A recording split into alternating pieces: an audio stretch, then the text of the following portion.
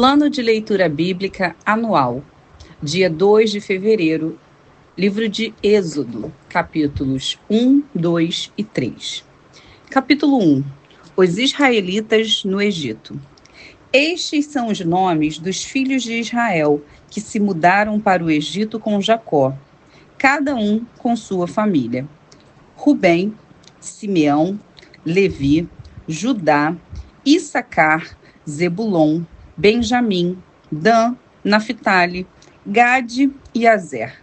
Ao todo, desceram ao Egito 70 descendentes de Jacó, incluindo José, que já estava lá.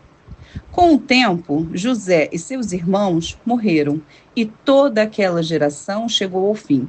Mas seus descendentes, os israelitas, tiveram muitos filhos e netos. Multiplicaram-se tanto que se fortaleceram e encheram a terra. Por fim, subiu ao poder no Egito um novo rei, que não sabia coisa alguma sobre José. O rei disse ao seu povo: "Vejam, agora o povo de Israel é mais numeroso e mais forte que nós. Precisamos tramar um plano para evitar que se tornem ainda mais numerosos. Se não o fizermos e houver guerra, eles se unirão a nossos inimigos, lutarão contra nós e depois fugirão dessa terra." Assim, os egípcios nomearam capatazes para dirigir o trabalho do povo. Sob opressão, os israelitas construíram Pitom e Ramsés, duas cidades que serviam de centros de armazenamento para o faraó. Porém, quanto mais eram oprimidos, mais os israelitas se multiplicavam e se espalhavam, e mais preocupados os egípcios ficavam. Por isso, os egípcios os forçavam com crueldade a trabalhar pesado. Tornaram a vida deles amarga, obrigando-os a preparar argamassa, produzir tijolos e fazer todo o trabalho nos campos. Eram cruéis em todas as suas exigências. O faraó, rei do Egito, deu a seguinte ordem às parteiras hebreias Sifrá e Puá: quando ajudarem as hebreias a dar à luz, preste atenção durante o parto. Se for menino, matem o bebê. Se for menina, deixem que viva. Mas as parteiras temiam a Deus e se recusaram a obedecer à ordem do rei. Assim, deixaram os meninos viver. Então, o rei do Egito mandou chamar as parteiras e lhes perguntou: por que fizeram isso? Por que deixaram os meninos viver? As mulheres hebreias não são como as egípcias, responderam as parteiras ao faraó. São mais vigorosas e dão à luz com tanta rapidez que não conseguimos chegar a tempo. Deus foi bondoso com as parteiras e os israelitas continuaram a multiplicar-se e tornaram-se cada vez mais fortes. E porque as parteiras temeram a Deus, ele deu a cada uma delas a sua própria família. Então, o faraó deu a seguinte ordem a todo o seu povo: lancem no rio Nilo todos os meninos hebreus recém-nascidos, mas deixem as meninas viver. Capítulo 2. Por essa época, um homem e uma mulher da tribo de Levi se casaram. A mulher engravidou e deu à luz um menino. Viu que era um lindo bebê e o escondeu por 3 meses. Quando não conseguia mais escondê-lo, pegou um cesto feito de juncos de papiro e o revestiu com betume e piche. Acomodou o bebê no cesto e o colocou entre os juncos, à margem do rio Nilo. A irmã do bebê ficou observando a certa distância para ver o que lhe aconteceria. Pouco depois, a filha do faraó desceu ao Nilo para tomar banho e suas servas foram caminhar pela margem do rio. Quando a princesa viu o cesto entre os juncos, mandou sua serva buscá-lo. Ao abrir o cesto, a princesa viu o bebê. O menino chorava e ela sentiu pena dele. Deve ser um dos meninos hebreus, disse ela. Então, a irmã do menino se aproximou e perguntou à princesa: A senhora quer que eu chame uma mulher hebreia para amamentar o bebê? Quero, respondeu a princesa. A moça foi e chamou a mãe do bebê. A princesa disse à mãe do bebê: leve este menino e amamente-o para mim. Eu pagarei por sua ajuda. A mulher levou o bebê para casa e o amamentou. Quando o menino cresceu, ela levou de volta a filha do faraó, que o adotou como seu próprio filho. A princesa o chamou de Moisés, pois disse: eu o tirei da água. Anos depois, já adulto, Moisés foi visitar seu povo e descobriu que eles eram forçados a realizar trabalhos pesados. Durante sua visita, viu um egípcio espancar um hebreu, um homem de seu povo. Olhou para todos os lados e, não avistando ninguém por perto, matou o egípcio.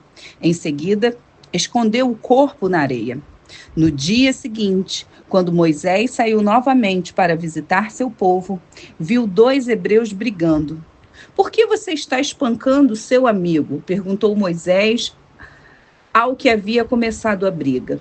O homem respondeu: quem o nomeou nosso príncipe e juiz? Vai me matar como matou o egípcio? Moisés teve medo e pensou: com certeza, todos já sabem o que aconteceu.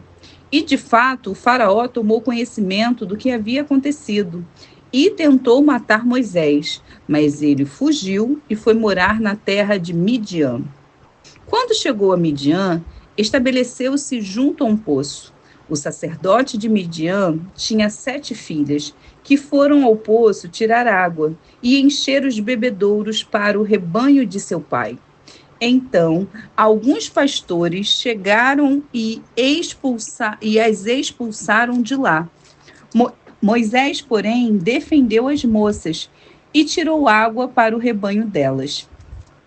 Quando as moças voltaram para seu pai, Reuel, ele lhes perguntou: por que voltaram tão cedo hoje?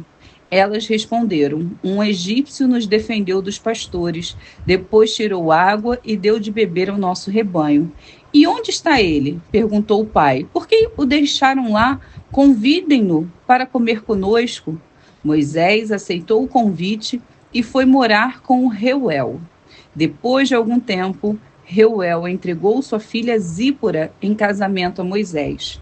Mais tarde, ela deu à luz um menino, a quem Moisés chamou de Gerson, pois disse: sou forasteiro em terra alheia. Depois de muitos anos, o rei do Egito morreu. Os israelitas, porém, continuavam a gemer sob o peso da escravidão. Clamaram por socorro e seu clamor subiu até Deus. Ele ouviu os gemidos e se lembrou da aliança que havia feito com Abraão, Isaque e Jacó. Olhou para os israelitas e percebeu sua necessidade. Capítulo 3. Certo dia, Moisés estava cuidando do rebanho de seu sogro Jetro, sacerdote de Midian. Ele levou o rebanho para o deserto e chegou ao Sinai, o monte de Deus. Ali o anjo do Senhor lhe apareceu no fogo que ardia no meio de um arbusto. Moisés olhou admirado, pois embora o arbusto estivesse envolto em chamas, o fogo não o consumia. Que coisa espantosa, pensou ele. Por que o fogo não consome o arbusto? Preciso ver isso de perto. Quando o Senhor viu Moisés se aproximar para observar melhor, Deus o chamou do meio do arbusto. Moisés, Moisés, aqui estou, respondeu ele. Não se aproxime mais, o Senhor advertiu. Tire as sandálias, pois você está pisando em terra santa. Eu sou o Deus de seu pai, o Deus de Abraão, o Deus de Isaque e o Deus de Jacó. Quando Moisés ouviu isso, cobriu o rosto, porque teve medo de olhar para Deus. Então o Senhor lhe disse: por certo, tenho visto a opressão do meu povo no Egito. Tenho ouvido seu clamor por causa de seus capatazes. Sei bem Sei bem quanto eles têm sofrido. Por isso, desci para libertá-los do poder dos egípcios e levá-los do Egito a uma terra fértil e espaçosa.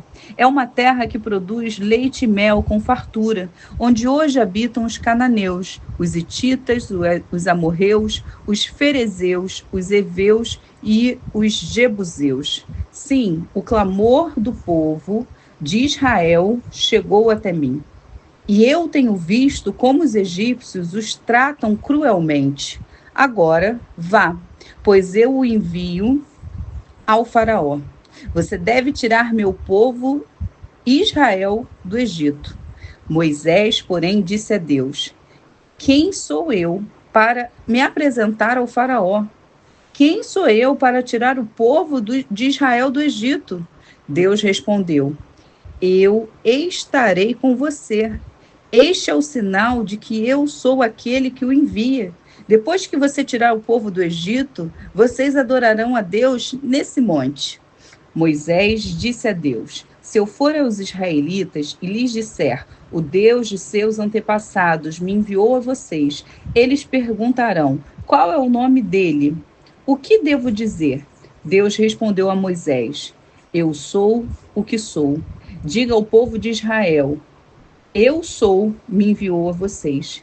Deus também instruiu Moisés: diga ao povo de Israel, Javé, o Deus de seus antepassados, o Deus de Abraão, o Deus de Isaque, o Deus de Jacó, me enviou a vocês. Esse é meu nome para sempre, o nome pelo qual serei lembrado de geração em geração. Agora vá e reúna os líderes de Israel. Diga-lhes que Javé, o Deus de seus antepassados, o Deus de Abraão, Isaque e Jacó, lhe apareceu e lhe disse: tenho observado atentamente e vejo como os egípcios os têm tratado. Prometi libertá-los da opressão no Egito e levá-los a uma terra que produz leite e mel com fartura, onde hoje habitam os cananeus, os hititas, os amorreus, os ferezeus, os heveus e os jebuseus. Os líderes de Israel aceitarão sua mensagem. Em seguida, você e eles se apresentarão ao rei do Egito e lhes dirão: o Senhor, o Deus dos hebreus, veio ao nosso encontro. Agora, pedimos que nos permita fazer uma viagem de 3 dias ao deserto para oferecermos sacrifícios ao Senhor nosso Deus. Eu sei que o rei do Egito não os deixará ir, a não ser que uma mão poderosa o force. Por isso, levantarei minha mão e ferirei os egípcios com todo tipo de milagres que farei no meio deles. Então, por fim, o faraó os deixará ir. Farei que os egípcios sejam bondosos com os israelitas. E assim vocês não sairão do Egito de mãos vazias. Toda mulher israelita pedirá de suas vizinhas egípcias e das mulheres que as visitam artigos de ouro e prata e roupas caras, com as quais vestirão seus filhos e suas filhas. Desse modo, vocês tomarão para si as riquezas dos egípcios.